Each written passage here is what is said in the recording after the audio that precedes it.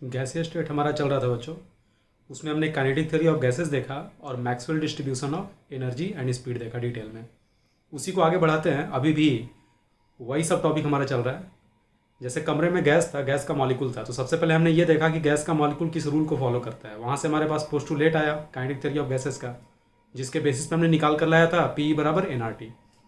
फिर हमने ये देखा कि गैस का मॉलिक्यूल जो कमरे में ट्रैवल कर रहा है, तो किसी पार्टिकुलर स्पीड रेंज में कितना मॉलिक्यूल ट्रेवल करता है, वो हमने मैक्सवेल में पढ़ा। आज हम देखने जा रहे हैं कि जब गैस का मॉलिक्यूल कमरे में ट्रेवल कर रहा है, फिर से हम उसी कमरे की बात कर रहे हैं, फिर से हम उन्हीं मॉलिक्यूल्स की बात कर रहे हैं, और फिर से हम मॉलिक्यूल के लेवल पे बात कर रहे हैं। ठीक है, तो आज हम देखने जा रहे हैं कि मॉलिक्यूल जो कमरे में ट्रैवल कर रहा है वो यूनिट टाइम में टोटल कितना कॉलिजन करता है, कमरे में कोई एक मॉलिक्यूल कितना कॉलिजन करता है, कमरे में टोटल कॉलिजन कितना होता है, दो कॉलिजन के बीच में मॉलिक्यूल एवरेज टाइम कितना लेता है, चाहे दो कॉलिजन के बीच में एवरेज कितना डिस्टेंस वो ट्रेवल करता है। ये सारा कुछ आज हमें पढ़ना है। ठीक है, तो हेडिंग तो सबसे पहले कॉलिजन थियरी। ठीक है, और इसमें सबसे पहले कंसिडर करते हैं कमरा जिसमें मॉलिक्यूल की संख्या, जो भी गैस है उसका मॉलिक्यूल की संख्या कैपिटल एन है और कमरे का वॉल्यूम जो है वो वी है। ठीक है, तो लिखो consider a container of volume V containing capital N number of molecules of a gas। कोई एक ही गैस की बात कर रहे हैं, गैस के मिक्सचर की बात नहीं कर रहे हैं। ठीक है, हीलियम गैस है तो केवल हीलियम गैस है। मिक्सचर का भी केस आता है, वैसे हम लोग को पढ़ना नहीं है, लेकिन है ना, उस पर भी फॉर्मूला कैसे चेंज होता है वो तुमको बताएंगे। एन नंबर ऑफ मॉलिक्यूल है, वॉल्यूम हमारा वी है, किसी एक गैस को कॉन्टेन करता है। ठीक है, अब एक बात बताओ, हमें पता करना है कि मॉलिक्यूल कितना डिस्टेंस कवर करेगा यूनिट टाइम में, है ना, कितना कॉलिजन करेगा। तो यहाँ पे हम मॉलिक्यूल के एवरेज स्पीड को लेकर चलते हैं, क्योंकि हर मॉलिक्यूल तो अलग अलग स्पीड से ट्रेवल कर रहा है, लेकिन हम ऑन एन एवरेज बात कर रहे हैं, है ना, कि एवरेज नंबर ऑफ कॉलिजन कितना होगा, चाहे एवरेज डिस्टेंस कितना कवर करेगा। तो यहाँ पे हम एवरेज स्पीड को लेकर चलते हैं, रूट मीन स्क्वायर स्पीड को लेकर नहीं चलते हैं। रूट मीन स्क्वायर स्पीड कहाँ काम आता है, काइनेटिक एनर्जी को निकालने में। ठीक है, तो हम लोग यहाँ पे कंसिडर कर रहे हैं, है ना, capital N number of molecules of a gas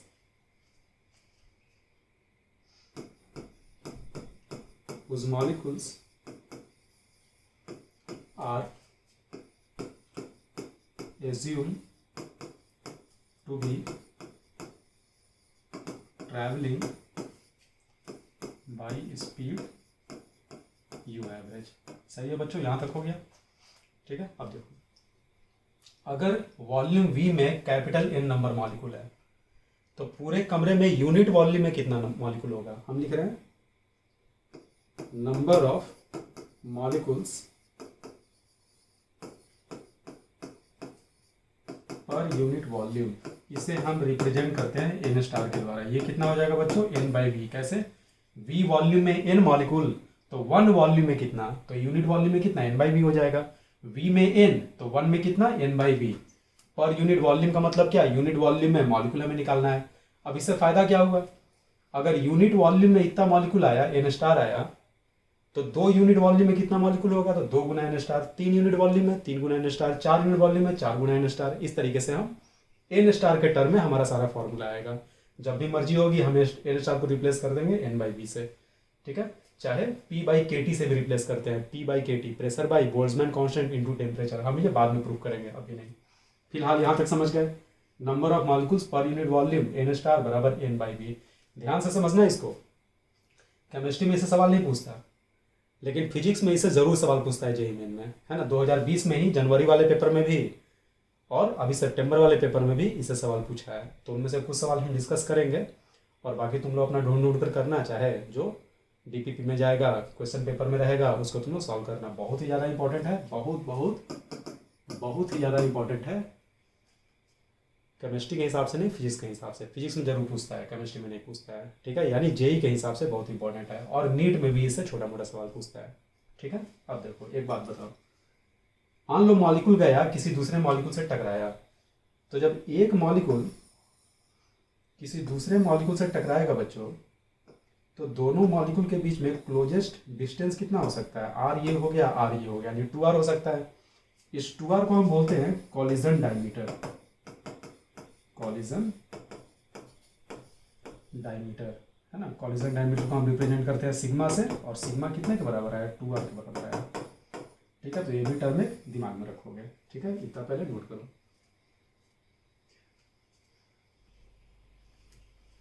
अब देखो बच्चों, हमें पता क्या करना है, पहले हम पता करने जा रहे हैं कि कोई एक मॉलिक्यूल जब आगे आगे ट्रेवल करता है कमरे में तो वो कितने मॉलिक्यूल से टकराता है। लेकिन दिक्कत क्या है कि जब सारा मॉलिक्यूल मोशन में है, तो जब ये मॉलिक्यूल ऐसे मूव करके जा रहा है, यहाँ एक मॉलिक्यूल पहले से था जिससे टकराने जा रहा है, लेकिन जब तक ये पहुँचेगा तो आगे निकल जाएगा। उसके जगह पे हो सकता है कोई दूसरा मॉलिक्यूल आ जाए, हो सकता है नहीं आए। ठीक है, तो ये सारा का सारा फैक्टर हम कंसिडर कैसे करेंगे। तो जो भी हम आपके लिए ड्राइव करने जा रहे हैं उसको हम स्टेप वाइज करेंगे। जब जो समझा रहे हैं उस स्टेप को अच्छे से समझना, उसके बेसिस पे अगला चीज आएगा और हम सारा का सारा फैक्टर एक एक करके इंक्लूड कर लेंगे। ठीक है, तो देखो सबसे पहले फर्स्ट लेकर हम चलते हैं। तो हाइपोथेटिकली मान लो, ऐसा पॉसिबल नहीं है, लेकिन हाइपोथेटिकली हम मानते हैं, आगे का डेरिवेशन करने के लिए छोटा सा हम एक अजम्पशन अभी ले रहे हैं जिसको हम बाद में हटा देंगे। ठीक है, अभी हम क्या अजम्पशन ले रहे हैं कि मान लो कमरे में मात्र एक मॉलिक्यूल ऐसा है जो कि ट्रैवल कर रहा है और बाकी सारा का सारा रेस्ट पे है। इससे क्या फायदा होगा, इससे ये फायदा होगा कि जब मॉलिक्यूल ऐसे जा रहा है तो जो मॉलिक्यूल रास्ते में होगा वो रास्ते में ही होगा, वो वहां से हटने वाला नहीं है। ठीक है, लेकिन तुम बोलोगे ऐसा तो रियलिटी में है नहीं, तो नंबर ऑफ कॉलिजन अगर निकल भी गया उससे कोई फायदा नहीं होगा। बिल्कुल फायदा होगा, अगले स्टेप में फायदा होगा। किस तरह से हम उसके मोशन को भी कंसिडर कर लेंगे और हम एक्चुअल नंबर निकालेंगे, वो तुम बाद में देखोगे। फिलहाल हम क्या बोल रहे हैं, एजम्पशन लो कि मात्र एक मॉलिक्यूल ट्रेवल कर रहा है और बाकी सारा का सारा मॉलिक्यूल रेस्ट पे है। ठीक है, तो हम बोल रहे हैं consider only one molecule is travelling by speed u average and others are at rest। बाकी सबका सब रेस्ट पे है। ठीक है बच्चों, तो एक बात बताओ, अगर इस पार्टिकुलर मॉलिक्यूल का स्पीड है u एवरेज, तो स्पीड क्या होता है, डिस्टेंस कवर्ड पर यूनिट टाइम। तो यूनिट टाइम में कितना दूर जाएगा, तो यूनिट टाइम में u एवरेज डिस्टेंस ये कवर करेगा। हम लिख सकते हैं इन यूनिट टाइम दिस मॉलिक्यूल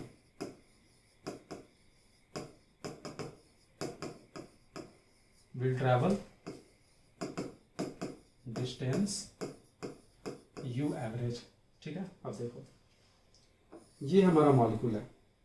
ठीक है, और ये आगे बढ़ रहा है u एवरेज स्पीड से बच्चों। ठीक है, और u एवरेज स्पीड से आगे बढ़ रहा है तो यूनिट टाइम में कितना दूर जाएगा, तो यहां से लेकर मान लो यहां तक जाता है, क्योंकि ये डिस्टेंस मान लो u एवरेज है। तो एक बात बताओ, इस मॉलिक्यूल के रास्ते में जो भी मॉलिक्यूल आएगा यूनिट टाइम में, जब ये इतना डिस्टेंस ट्रेवल करेगा, ये वाला डिस्टेंस, तो इस डिस्टेंस को कवर करने के दौरान रास्ते में इसको जितना मॉलिक्यूल मिलेगा उसे जरूर टकराएगा, पक्के से टकराएगा, क्योंकि अगर रास्ते में है तो उसे कॉलिजन होगा ही होगा। अब तुम ये बताओ कि रास्ते में इसको कितना मॉलिक्यूल मिलेगा। अगर रास्ते में इसको मॉलिक्यूल जितना मिल रहा है वो हम निकाल ले, तो हम ये पता कर सकते हैं कि यूनिट टाइम में ये कितना टक्कर करेगा, कब, जब इसको छोड़ के बाकी मॉलिक्यूल रेस्ट पे है तब। ठीक है, तो एक बात बताओ, हम ऐसे जा रहे हैं, ठीक है, तो रास्ते में हम किससे टकराएंगे, जो मेरे ठीक सामने खड़ा है उससे भी टकराएंगे, जो थोड़ा ऐसे खड़ा है बगल में उससे भी तो हम ब्रश अप, उससे भी तो मेरा जो बॉडी है वो तो टकराएगा ही टकराएगा। यानी कि वह कौन सा ऐसा पर्सन है जो मेरे से नहीं टकराने वाला है। तो हम ये बोलेंगे कि ऐसे आगे बढ़ते बढ़ते यहाँ पहुँचे हम, तो वो पर्सन मेरे से नहीं टकराएगा जिसके सेंटर और मेरे सेंटर के बीच का जो डिस्टेंस है वो हम दोनों के रेडियस के समेशन के बराबर हो, चाहे उससे ज़्यादा हो, बराबर पे तो टकरा ही जाएगा। उसे थोड़ा सा भी ज़्यादा हो गया तो यहाँ बीच में गैप आ जाएगा। यानी कि जो आदमी मूव कर रहा है और बिल्कुल मेरे यहाँ जो हाथ है इससे थोड़ा सा दूर से अगर वो निकल गया तब वो टकराने वाला नहीं है।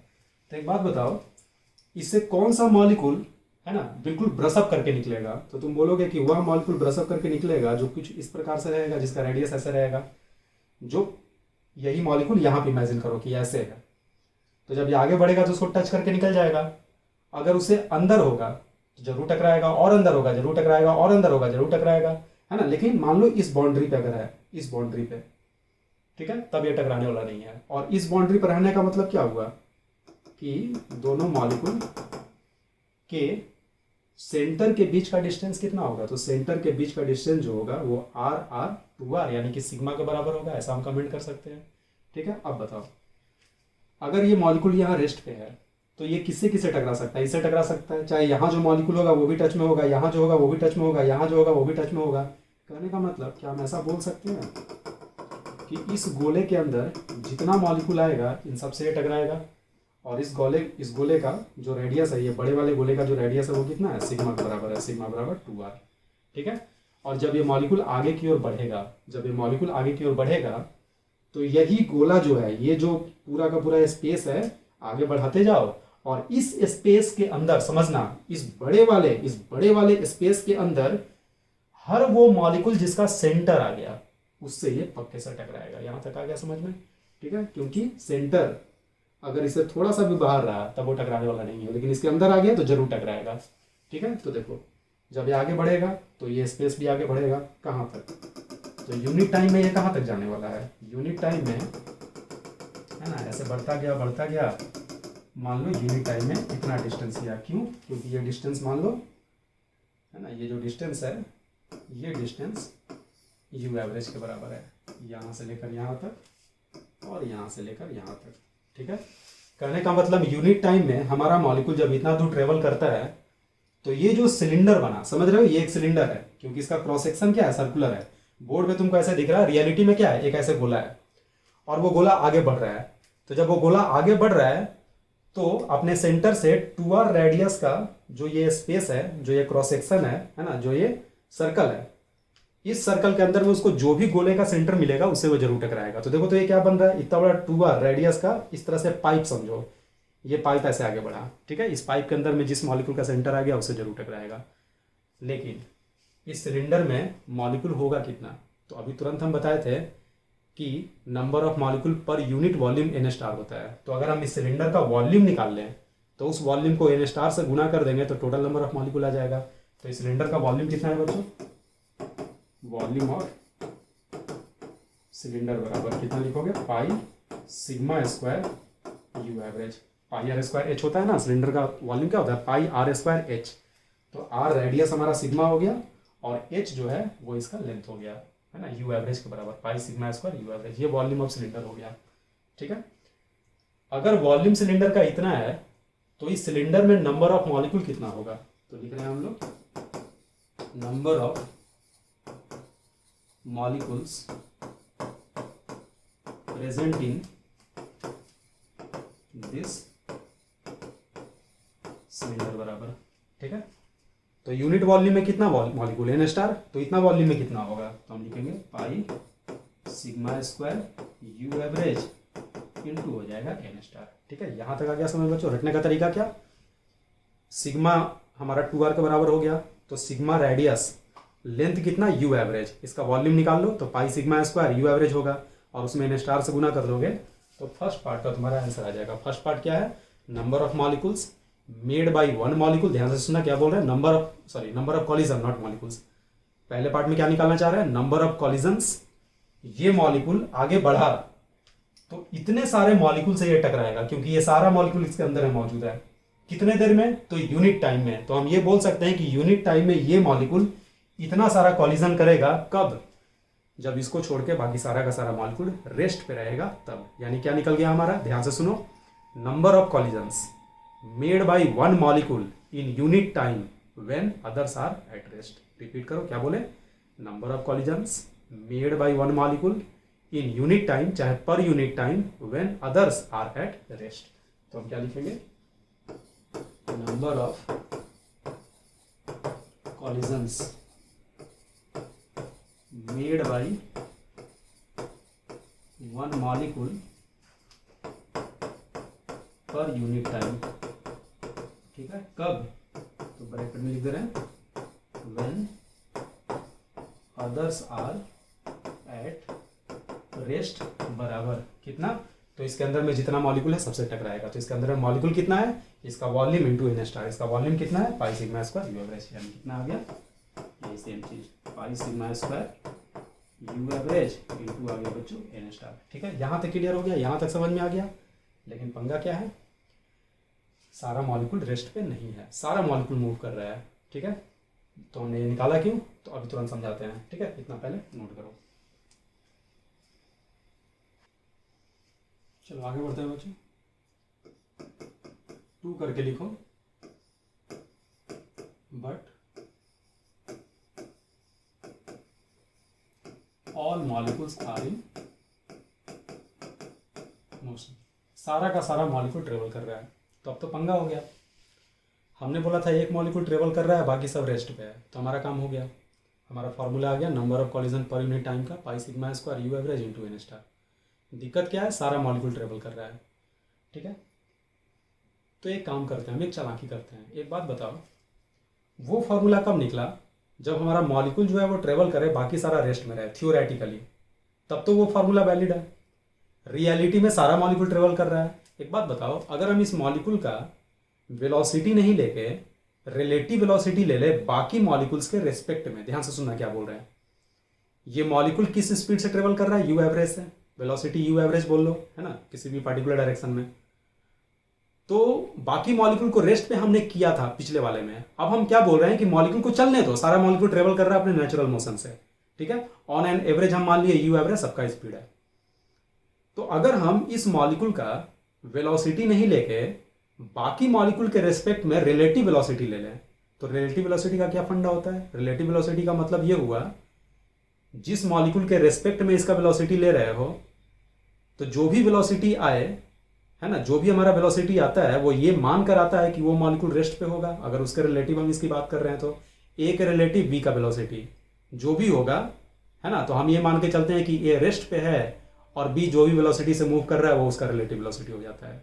ठीक है, तो अगर हम अपने पार्टिकल का रिलेटिव वेलोसिटी ले लें, तो ये जो भी हमारा पार्टिकल है ये मूव कर रहा होगा, है ना, लेकिन इसके रेस्पेक्ट में बाकी सारा तो रेस्ट पे आ जाएगा, क्योंकि उन्हीं के रेस्पेक्ट में हम इसका रिलेटिव वेलोसिटी ले रहे हैं। तो लेकिन दिक्कत क्या है, दिक्कत यह है कि रिलेटिव वेलोसिटी निकालने के लिए मैग्नीट्यूड तो हमको पता है, सारा मॉलिक्यूल यू एवरेज से ट्रेवल कर रहा है, लेकिन रिलेटिव वेलोसिटी निकालने के लिए हमें वेलोसिटी के बीच का एंगल भी चाहिए होता है। बीच का एंगल तो हमें नहीं पता है। ठीक है, खैर इतना तो पता चला कि रिलेटिव वेलोसिटी लेंगे तो हमारा काम हो जाएगा।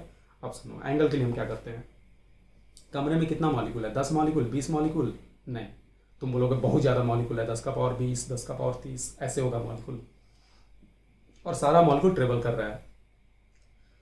तो जो भी 2 मॉलिक्यूल का तुम वेलोसिटी लेते हो, तो एक मॉलिक्यूल मान लो इधर जा रहा है, दूसरा मॉलिक्यूल इधर जा रहा है। ठीक है, तो इसके रेस्पेक्ट में अगर इसका लोगे तो एंगल ऑफ कॉलिजन कुछ ऐसे आ जाएगा, इस तरह से आएगा। एंगल जो दोनों के वेलोसिटी का बीच का होगा, जब वो कोलाइड करेगा तो ये होगा एंगल ऑफ कॉलिजन।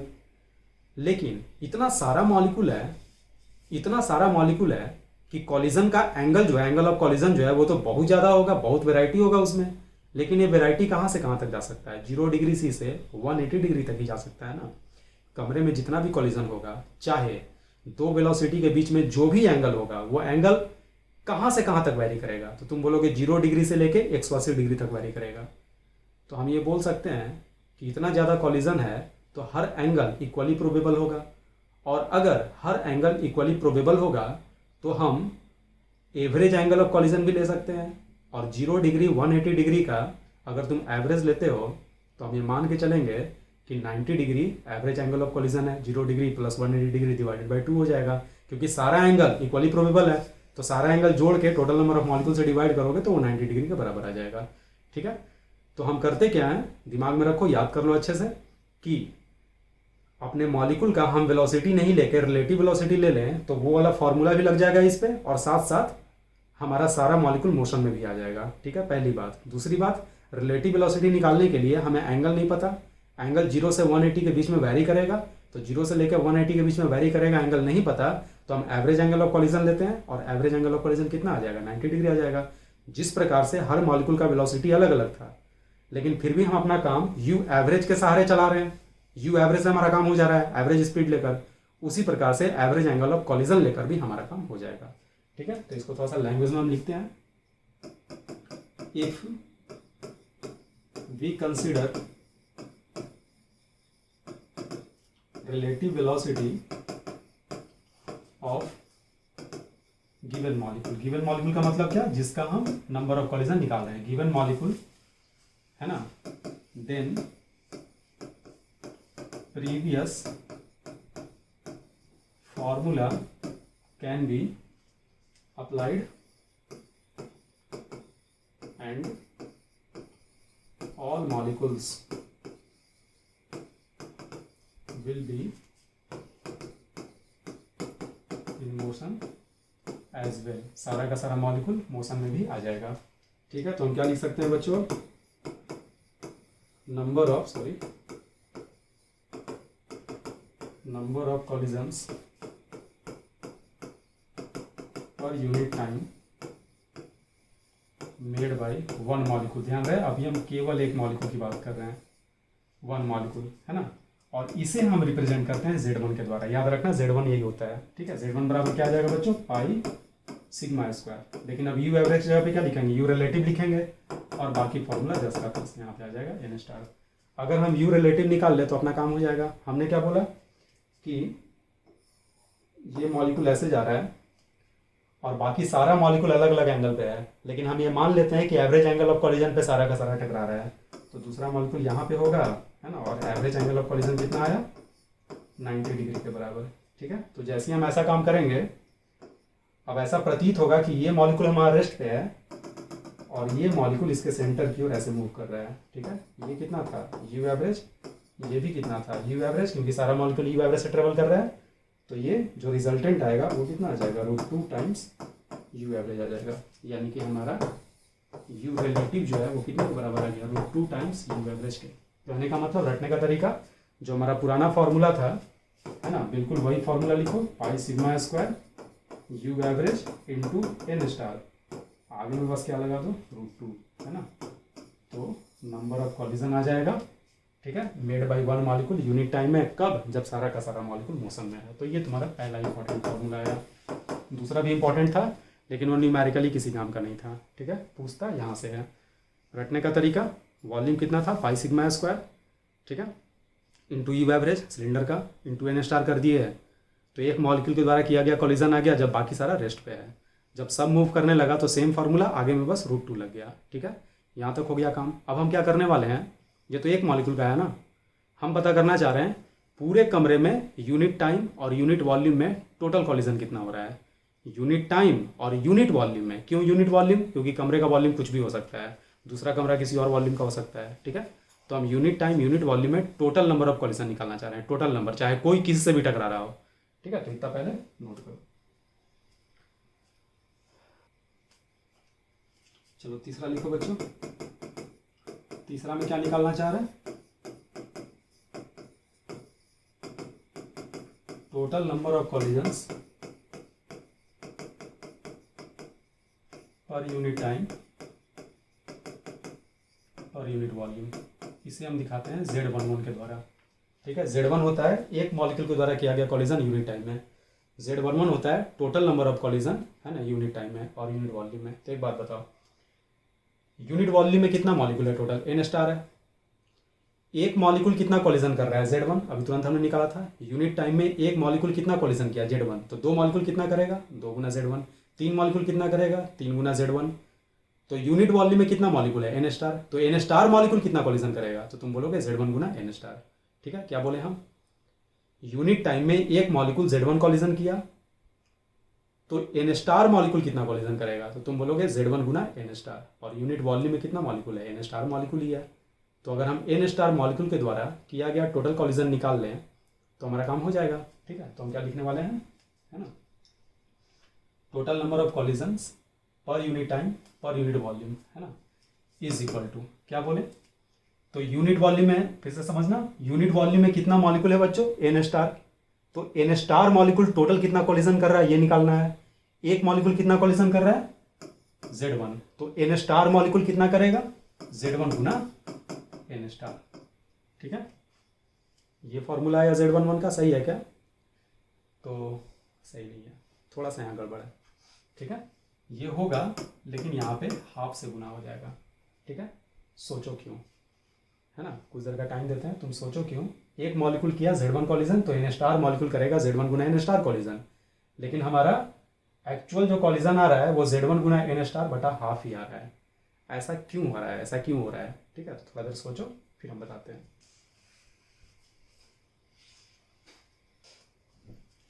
सोच लिए बच्चों?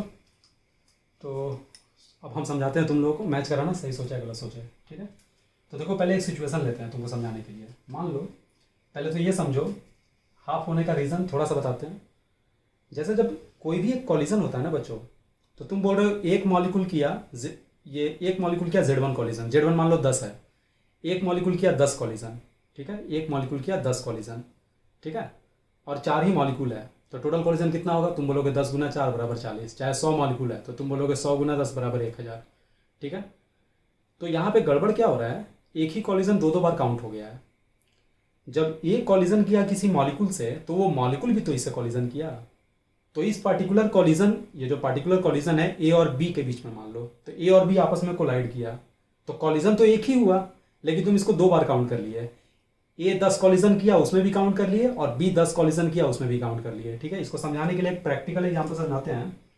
मान लो 4 दोस्त है, वो डिनर पे आपस में मिला, डिनर हो गया, जाते समय सबको आपस में हाथ मिला रहा है। ठीक है, 4 दोस्त है, 1 2 3 4, ABCD नाम है सबका। ठीक है, अब बताओ जाने से पहले टोटल कितनी बार हाथ मिलाया जाएगा, ये तुमसे हम पूछते हैं। एकदम तुरंत ये क्लियर हो जाएगा मस्त तरीके से। टोटल कितनी बार हाथ मिलाया जाएगा? ठीक है, तो अगर तुम है ना इनोसेंट बच्चे हो तो तुम क्या बोलोगे? चार बच्चा है, तो उसमें से एक आदमी जो है वो कितने लोगों से हाथ मिलाता है? 3 लोगों से हाथ मिलाता है। तो तुम सीधे मैथमेटिक्स लगाओगे दिमाग में कि एक आदमी 3 लोगों से हाथ मिलाता है, 4 आदमी है, तो 4 गुना 3 बराबर 12। जैसे कि हम यहाँ सोचे थे, एक मॉलिक्यूल Z1 कॉलिजन करता है तो एन स्टार कितना करेगा? Z1 गुना एन स्टार। ठीक है, वही काम यहाँ भी कर रहे हैं। अब हम बताएंगे गलत कैसे हुआ। एक आदमी 4 टोटल है, तो एक आदमी कितनों से हाथ मिलाया? 3 से। तो एक आदमी 3 से मिलाया, तो 4 आदमी कितने से मिलाएगा? 12 से हाथ मिलाएगा।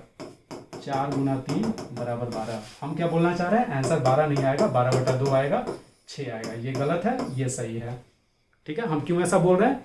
क्योंकि जब भी 2 आदमी हाथ मिलाया, तो वो हाथ मिलाने की घटना ए के साथ भी हुआ, बी के साथ भी हुआ, और तुम इसको जब 4 गुना 3 करते हो तो इस घटना को 2 बार काउंट कर लेते हो। तो जब ये हैंडशेक 2 बार काउंट हुआ, तो प्रत्येक हैंडशेक 2 बार काउंट हो गया होगा। तो हमारा एक्चुअल आंसर कितना आएगा? जो आ रहा है उसमें 2 से डिवाइड कर दो। चलो ठीक है, अब देखो यहाँ पे प्रूफ करते हैं कि हमारा 6 कैसे सही है, एकदम बिल्कुल प्रैक्टिकल तरीके से।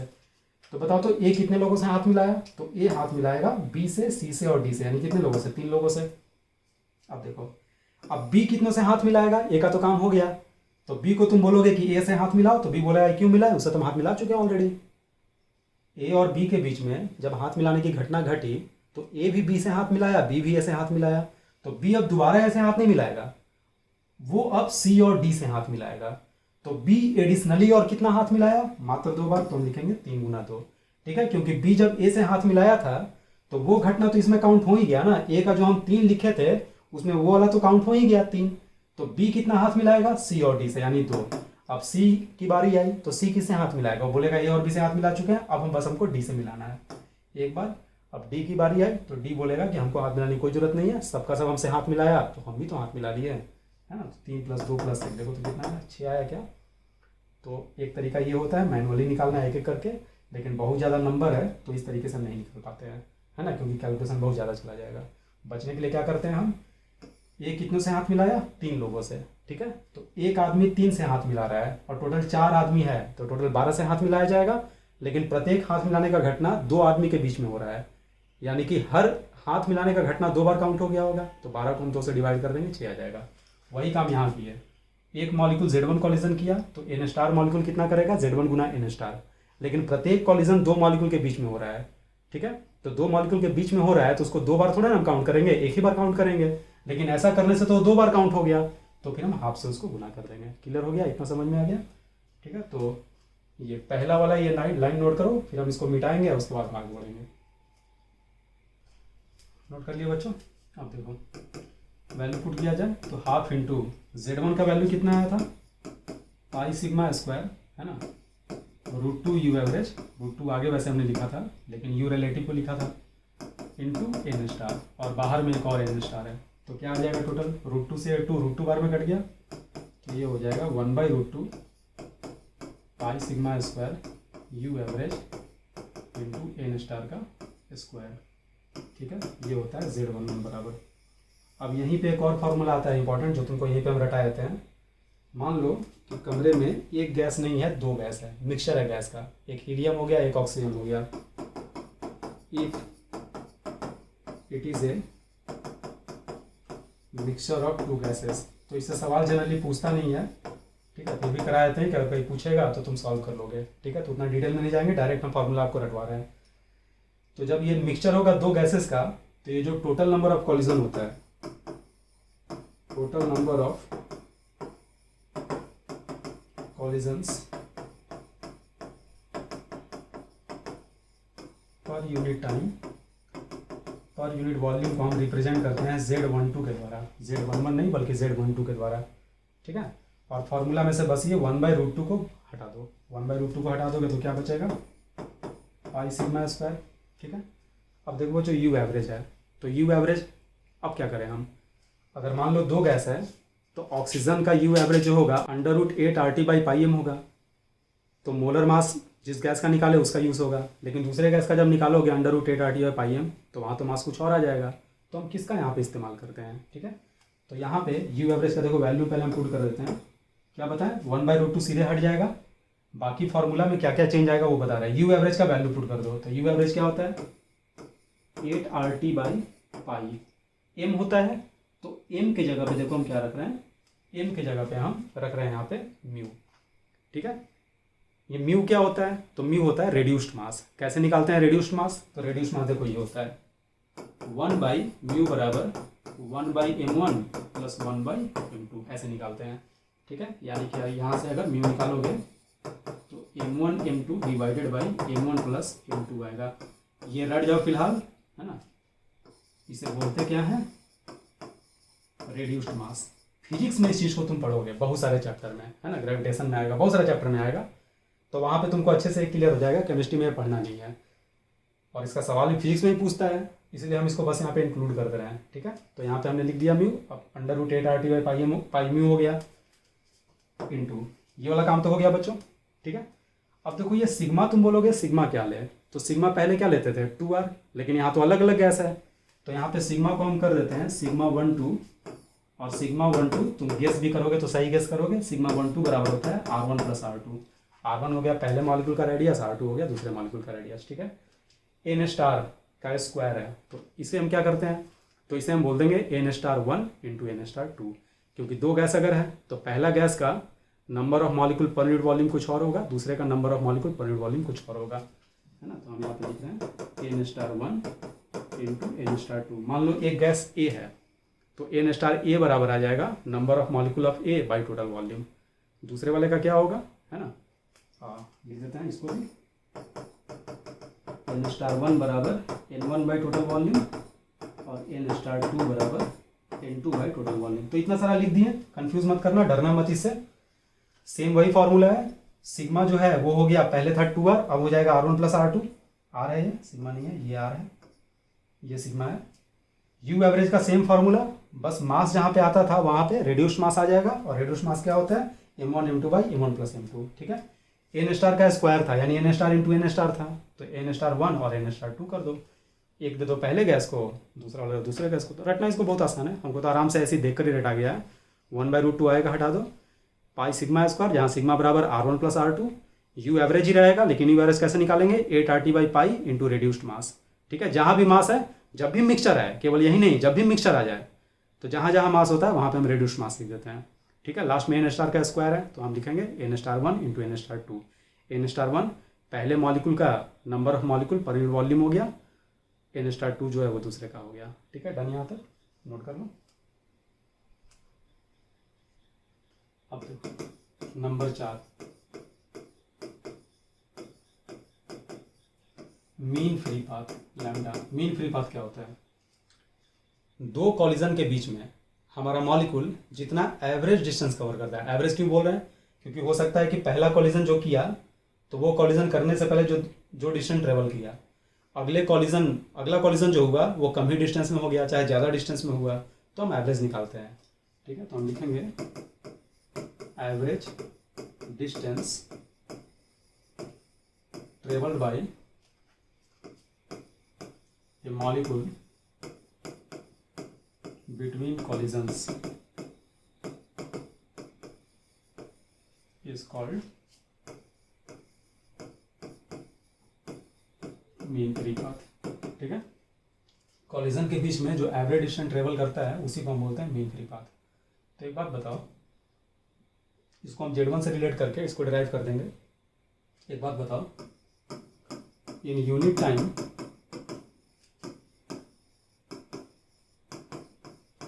मॉलिक्यूल ट्रेवल्स, कितना डिस्टेंस ट्रेवल करता है यूनिट टाइम में, तो जो उसका स्पीड होता है यानी you average. In unit time molecule travels you average distance. ठीक है, and makes Z1 collision. Unit time में हमारा molecule you average distance travel करता है और Z1 कॉलिजन देता है। ये हमें पहले से पता है, तो एक काम कर रहे हैं, हम मीन फ्री पाथ से इस चीज को लाने का प्रयास करते हैं। कैसे? तो मीन फ्री पाथ लैम्डा क्या है? लैम्डा वो डिस्टेंस है जिसको कवर करके मॉलिक्यूल कोलाइड करता है ऑन एन एवरेज। तो हर लैम्डा डिस्टेंस के बाद एक कॉलिजन देगा। लैम्डा डिस्टेंस गया, एवरेज हम बात कर रहे हैं, लैम्डा डिस्टेंस गया एक कॉलिजन, अगला लैम्डा दूसरा कॉलिजन, अगला लैम्डा तीसरा कॉलिजन, अगला लैम्डा चौथा कॉलिजन। तो हम बोल सकते हैं कि लैम्डा डिस्टेंस कवर करने के बाद मॉलिक्यूल कितना कॉलिजन देता है? एक कॉलिजन। यानी कि यूनिट डिस्टेंस जब कवर करेगा तो 1/λ कॉलिजन देगा, है ना। और यूनिट टाइम में कितना डिस्टेंस कवर करता है? U average. यानी यू एवरेज डिस्टेंस जब कवर करेगा तो कितना कॉलिजन देगा? Z1 कॉलिजन देना चाहिए, लेकिन यहां से निकाल के बताओ कितना आएगा। यूनिट डिस्टेंस में 1/λ, तो यू एवरेज में कितना? यू एवरेज बाई लैम्डा हो जाएगा। और ये बराबर किसके? Z1 के। बस वैल्यू पुट कर दो, you average by lambda. Z1 कितना था बच्चों? √2 pi sigma square you average into N star. U average cancel हो जाएगा, लैम्डा बराबर आ जाएगा 1/√2 pi sigma square into N star. रटने का तरीका, जो हमारा फॉर्मूला Z1 का था, बस उसी का रेसिप्रोकल कर दो और उसमें से यू एवरेज को हटा दो, क्योंकि वो कैंसिल हो गया। तो इस तरीके से इसको रट जाना। ठीक है, नोट कर लो इसको भी। अगला लिखो बच्चों, लास्ट मीन फ्री टाइम, जिसको हम दिखाते हैं टी से, स्मॉल टी से। सेम वही चीज है ना। Mean free path, average distance हो गया कवर होने वाला। मीन फ्री टाइम जो होता है एक कॉलिजन करने में जितना टाइम लगता है। ठीक है, average time taken by molecule to make each collision, है ना। एक कॉलिजन कर लिया, ठीक है, और उसके बाद अगला कॉलिजन करने में जितना समय लेगा उसी को बोलते हैं मीन फ्री टाइम, है ना। तो अभी तुरंत आपको बताए थे कि Z1 कॉलिजन कितने देर में करता है? यूनिट टाइम में, है ना। तो हम ये बोल सकते हैं कि Z1 कॉलिजन करने में कितना टाइम लगता है ना, 1 यूनिट टाइम। तो एक कॉलिजन करने में जो टाइम लगेगा उसी को हम बोलते हैं मीन फ्री टाइम। तो ये हो जाएगा 1/Z1 और ये बराबर हो जाएगा T के। तो T बराबर क्या आ गया? 1/Z1, यानी क्या? 1/√2 pi sigma square you average into हो गया एन स्टार। ठीक है बच्चों, डन हो गया यहाँ तक, है ना। तुम्हारा सारा फॉर्मूला निकल के चला आया। किसका? Z1 का, Z11 का, Z12 उतना इंपॉर्टेंट नहीं है, Z1 का, Z11 का, लैम्डा का और मीन फ्री टाइम का। ये 4 फॉर्मूला हमेशा याद रखना। ठीक है, इन्हीं 4 पे सवाल पूछता है normally. Mean free path, mean free time पे खूब सवाल पूछता है। ठीक है, अब देखो एन स्टार पे थोड़ा काम कर लेते हैं। एन स्टार हट जाना, P/KT होता है। कैसे बताते हैं? एन स्टार बराबर क्या? नंबर ऑफ मॉलिक्यूल्स पर यूनिट वॉल्यूम। तो इसको निकालने के लिए या तो नंबर ऑफ मॉलिक्यूल और वॉल्यूम दे देगा, नहीं तो प्रेशर और टेम्परेचर भी देगा। कैसे? ये क्या है? Number of molecule. तो एक काम करो, नंबर ऑफ मॉलिक्यूल को एवोगाड्रो नंबर से डिवाइड कर दो और एवोगाड्रो नंबर से गुना भी कर दो, एंड डिवाइडेड बाय वॉल्यूम। ठीक है, तो number of molecule by Avogadro number, ये मोल बन जाएगा N इंटू Na। वॉल्यूम को क्या लिख सकते हो? nRT/P। तो देखो, तो P से, सॉरी, मोल से मोल कट गया, प्रेशर ऊपर चला गया, डिवाइडेड बाई आर टी, और एवोगाड्रो नंबर को नीचे ले आओ, आर के नीचे आर बाई एन है, तो आर बाई एन क्या होता है, बोल्ट्जमैन कांस्टेंट, तो ये बन जाएगा पी बाई के टी, क्या आ गया, एन स्टार बराबर P by K T. P है ये, रो नहीं है, प्रेशर है ना, ये प्रेशर है, ये टेम्परेचर है, याद रखना है इसको, एकदम रटे रहना, जबान पर रहना चाहिए, जब भी पूछे एन स्टार कितना, पी बाई के टी, ठीक है, नोट कर लो। तो कंक्लूजन क्या है बच्चों, फाइनली क्या क्या फॉर्मूला है बता दो जरा। Z1 बराबर क्या है, √2 pi sigma square you average into N star. Z11 बराबर क्या है, तो Z11 ऐसे याद रखना, half into Z1 into N star, इससे हमेशा याद रहेगा। और ये बराबर कितने के, तो ये बराबर हो जाएगा 1/√2 pi sigma square you average into N star का स्क्वायर, ठीक है। Z12 भी लिख लो, Z12 कितना आया, तो इसमें से 1/√2 को हटा दो, पाई सिग्मा 12 स्क्वायर है ना, यू एवरेज को क्या लिखते हैं 8RT बाई पाई एम, तो एम की जगह आ जाएगा reduced mass into N1 star into N2 star, ठीक है, बाकी सब कुछ बता ही दिए हैं। लैम्डा कितना आया, तो लैम्डा क्या बोले थे, Z1 का रेसिप्रोकल और यू एवरेज को हटा दो, तो क्या बचेगा 1/√2 pi sigma square into N star, हो गया ये भी। और सबसे लास्ट में है मीन फ्री टाइम, तो मीन फ्री टाइम क्या था, Z1 का रेसिप्रोकल था सीधे 1/√2 पाई सिग्मा स्क्वायर, ठीक है, U average into N star, तो ये निचोड़ आया, ये याद रखना। अब हम क्या करेंगे, यू एवरेज का वैल्यू पुट करेंगे, है ना, तो टेम्परेचर और मोलर मास का टर्म में आएगा, एन स्टार का वैल्यू पुट करेंगे तो प्रेशर टेम्परेचर के टर्म में आएगा। और हम देखेंगे कि प्रेशर बढ़ाते हैं, चाहे टेम्परेचर बढ़ाते हैं, चाहे वॉल्यूम बढ़ाते हैं, चाहे घटाते हैं, तो इन सबों पे क्या फ़र्क पड़ता है, ठीक है, नोट करो पहले इतना। चलो देखो बच्चों, Z1 बराबर क्या है formula, √2 pi sigma square you average into N star, इसे हम क्या लिख सकते हैं, √2 pi sigma square √8RT by pi M, और एन स्टार को हम लिख सकते हैं P बाई के टी, यानी Z1 किसके प्रोपोर्शनल हुआ, तो ये प्रोपोर्शनल हो गया। मान लो सिग्मा वेरी नहीं कर रहा, अगर सिग्मा पे वेरी कराएगा तो उसे भी हम लिखेंगे, मोलर मास पे वेरी कराएगा तो उस पर भी लिखेंगे, लेकिन हम प्रेशर टेम्परेचर को देखना चाह रहे हैं, प्रेशर टेम्परेचर और मोलर मास को चलो ले लेते हैं। तो देखो, तो बाकी सब कुछ कांस्टेंट है, ये हो गया √T और ये हो गया T, तो √T से T √T बार में कट जाएगा, तो ये हो जाएगा P by under root molar mass √T, कितना आ गया। अभी हम इसको इस्तेमाल करेंगे। अगला कौन सा था, Z11, तो Z11 क्या आया था 1/√2 pi sigma square you average n star का स्क्वायर, ठीक है, यानी कितना 1/√2 pi sigma square √8RT by pi m into P square by k square T square, N star को हम लिख दिए P बाई के टी। तो Z11 किसके प्रोपोर्शनल आया बच्चों, तो Z11 किसके प्रोपोर्शनल आया, ध्यान से देखो, ध्यान से, ये √T हुआ और ये T स्क्वायर है, ऊपर में तो P स्क्वायर आ गया, divided by under root molar mass भी आया। अब T स्क्वायर है और T का पावर हाफ है, तो हाफ, दो में से हाफ गया, तो बचेगा T का पावर 3/2।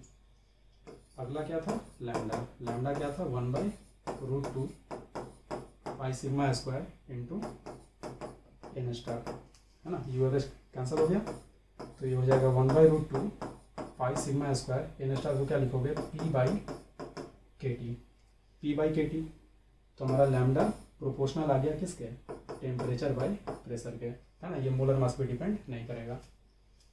सबसे लास्ट में क्या था, mean free time, mean free time किसके बराबर था 1/Z1 के, है ना, आसानी से करने के लिए हम लिख रहे हैं 1/Z1, और Z1 हम ऑलरेडी निकाल चुके हैं, तो क्या हो जाएगा mean free time proportional to under root molar mass under root temperature by pressure, इतना हो जाएगा। अब प्रेशर वेरी करे, टेम्परेचर वेरी करे, चाहे वॉल्यूम वेरी करे, हम इस प्रोपोर्शनैलिटी के सहारे सब पे कमेंट कर सकते हैं, ठीक है, तो इतना पहले नोट करो।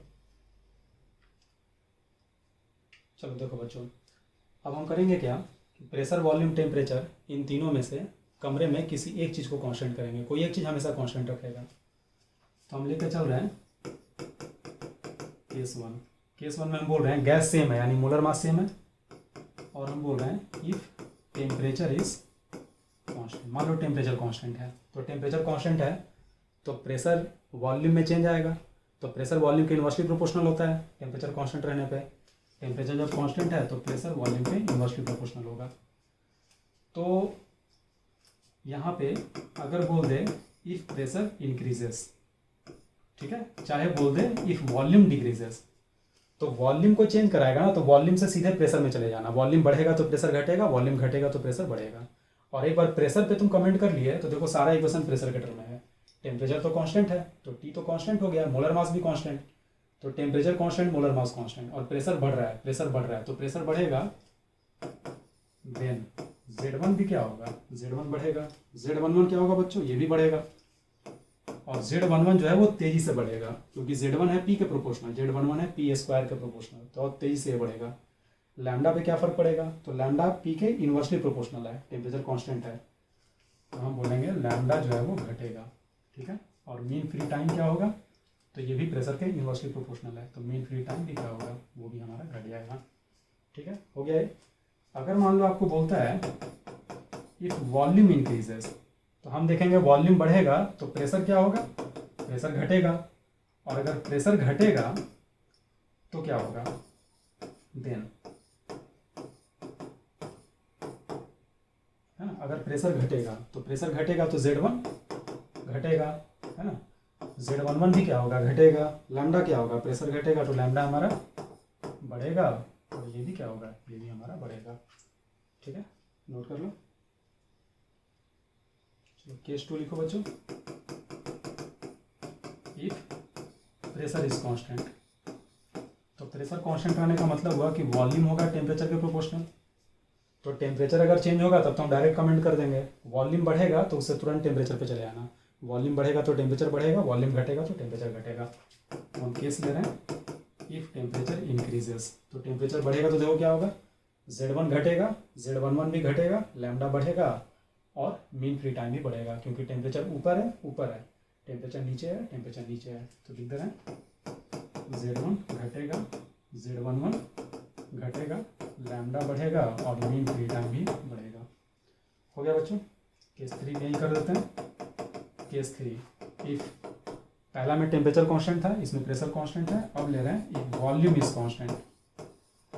तो जब वॉल्यूम कांस्टेंट होता है तो प्रेशर होता है टेम्परेचर के प्रोपोर्शनल, तो हम लिख सकते हैं P बराबर KT बच्चों, P बराबर KT, तो जहाँ जहाँ P है वहाँ पे KT रख दो, तो P बराबर KT रखोगे तो देखो तो क्या चेंज आएगा, Z1 किसके प्रोपोर्शनल हो जाएगा, देखो तो P बराबर KT, तो रूट टी से T, रूट टी बार में कट जाएगा, तो Z1 आ गया रूट टी के प्रोपोर्शनल, Z11 किसके प्रोपोर्शनल, यहाँ भी T रख दो P के जगह पे, तो T स्क्वायर, 2 में से 3/2 गया, तो ये भी रूट टी के प्रोपोर्शनल।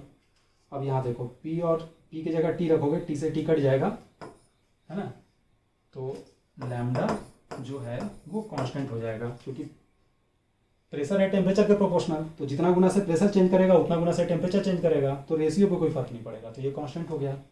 मीन फ्री टाइम पे क्या फर्क पड़ेगा, है ना, तो यहाँ P की जगह पे अगर T रखोगे तो रूट टी से T 1/√T बार में कट जाएगा, ठीक है, 1/√T।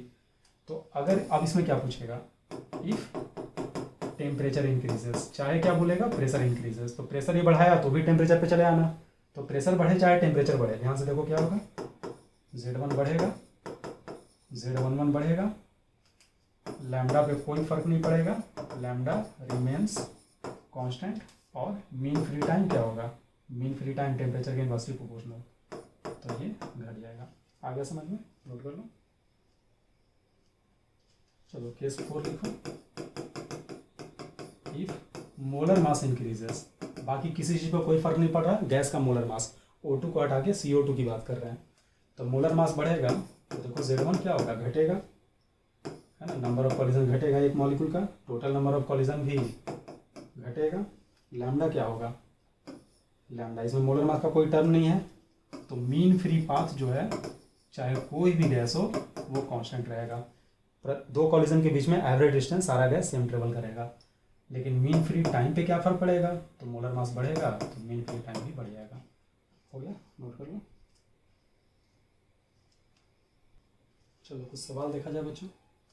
इसमें कह रहा मीन फ्री पाथ बताइए। तो लैम्डा बराबर क्या होता है formula, 1/√2 pi sigma square into N star. ठीक है, 1/√2 पाई तो जानते ही हो। सिग्मा क्या होता है, सिग्मा बराबर होता है 2r। दिया हुआ है मॉलिकुलर डायमीटर 460 पिकोमीटर। तो 2r ही तो डायमीटर होता है, तो हम सीधे लिख देंगे 460 पिकोमीटर। तो पिको कितना होता है, पिको होता है 10⁻⁻12। तो इसे हमने कर दिया 10⁻⁻12, ये मीटर में आ गया। ठीक है, एन स्टार क्या होगा बच्चों, P/kT प्रेशर। तो प्रेशर कितना है, 10⁻⁻6 mm। mm का मतलब क्या, टोर। तो इसको हम डिवाइड कर दिए 760 से, तो ATM आ गया। लेकिन हमें तो ऐसा यूनिट में करना है, तो हम इसे गुना कर देंगे 1.01325 गुना 10⁻5 से। तो ये पास्कल में आ जाएगा, चाहे केवल 10⁻5 लगभग में पास्कल में आ गया। Into temperature. तो टेम्परेचर कितना है बच्चों, 27 डिग्री सी, यानी 300 केल्विन। लेकिन के का भी वैल्यू पुट करना है। तो के क्या होता है, R/Na। के होता है R/Na। P/k को हम लिख सकते हैं R/Na इंटू टेम्परेचर। आर को ऐसा यूनिट यानी जूल में कितना आ जाएगा, 8.314, और Na से डिवाइड करना है। तो ऊपर में लिख रहे हैं 6.022 इंटू 10⁻23। ठीक है, तो ये प्रैक्टिस करने के लिए सवाल दिए हैं। एग्जाम में लेंदी इतना नहीं आएगा, कैलकुलेशन आसान आएगा, है ना। यहाँ से एन स्टार आ गया, वैल्यू पुट कर दोगे। सिग्मा का वैल्यू 460 इंटू 10⁻12, और एन स्टार जो है उसका वैल्यू यहाँ से कैलकुलेट करके पुट कर दो। तुम्हारा जो आंसर आएगा वो मीटर में आएगा, यानी कितना आएगा, 3.3 इंटू 10⁵, है ना, 5 नहीं 1 आएगा। कितना आएगा, 3.3 इंटू 10 मीटर आएगा। और जब इसको सेंटीमीटर में बदलोगे तो 100 से गुना करोगे, तब ये हो जाएगा 3.3 इंटू 10, यानी कितना, 33 मीटर तुम्हारा आना चाहिए। ठीक है, और जब इसको 100 से गुना करोगे तो हो जाएगा 10⁻3 सेंटीमीटर। ठीक है, नोट कर लो। ये सवाल देखते हैं बच्चों। तो ये देखो जेई मेन 2020 का आया हुआ सवाल है, जनवरी वाले में आया था। कह रहा है कि प्लॉट बताइए मीन फ्री टाइम और टेम्परेचर के बीच में। टेम्परेचर भी कहीं T लिखा है, कहीं 1/T, कहीं √T, इस तरह से लिखा है, कहीं 1/√T। लेकिन लास्ट में लिखा है इन ए क्लोज कंटेनर बच्चों। तो क्लोज कंटेनर का मतलब क्या, वॉल्यूम कांस्टेंट हो गया। अब देखो कमरा बंद है, वॉल्यूम कांस्टेंट, और कमरे में मॉलिक्यूल भी तो फिक्स होगा, तो मॉलिक्यूल भी कांस्टेंट। इसका मतलब ये होगा कि हमारा एन स्टार जो है वो कांस्टेंट हो गया। तुम बोलोगे कि नहीं P/kT से बताइए, तो इसे भी समझ लो P/kT। और वॉल्यूम क्या है, वॉल्यूम इज कांस्टेंट। तो वॉल्यूम कांस्टेंट का मतलब P प्रोपोर्शनल टू T।